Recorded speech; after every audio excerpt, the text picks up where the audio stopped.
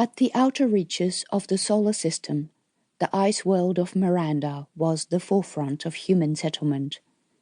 The ball of rock and ice hung in the ink darkness, rendered in hues of white, grey and blue.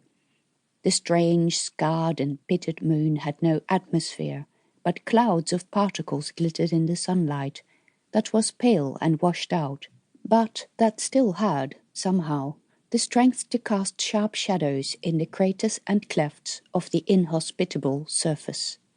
The moon itself was one of Uranus's smallest round satellites, marked with pits and cracks, reminiscent of a walnut that had lain on the road and that had been run over, trodden on, and kicked without shattering. It was beautiful, it was alien, it was utterly inhospitable. Jonathan peered at the screens in front of the pilot. The shuttle was now too close to see the moon in its entirety, and the roughness of its surface became clearer. Jonathan and Gaby had boarded the shuttle at Lotus 3 space station, a functional and unimaginative military outpost that belied its romantic name. Seriously, who named these settlements? It was a small vehicle, dedicated to take just Jonathan and Gaby and 3 other military personnel down to the surface. The 3 sat in the rows behind Jonathan. They were local workers returning from leave.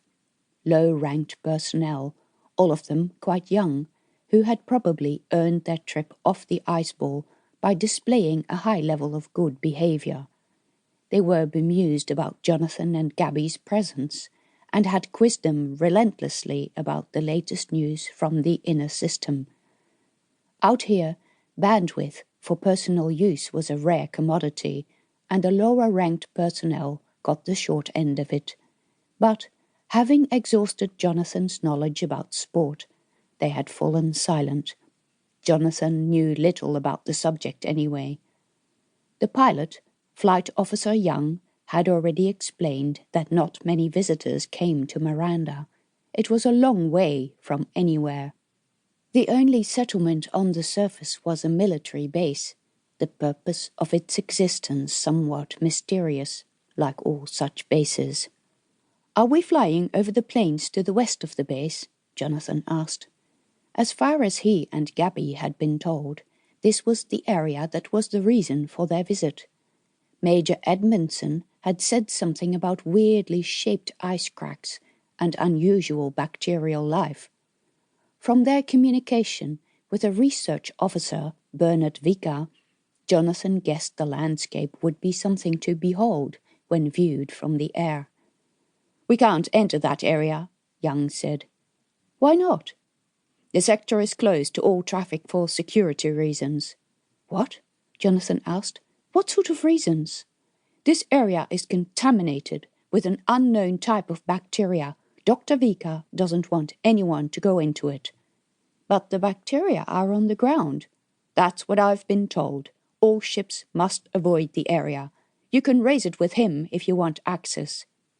Jonathan would want access, and to ban even flights over the area sounded a tad excessive, but who was he to question? A local would have much more insight into the problem. He glanced at the utterly desolate landscape passing underneath the shuttle. "Do you get a lot of traffic out here?" "Quite a few ships." "All the way out here? What sort of ships?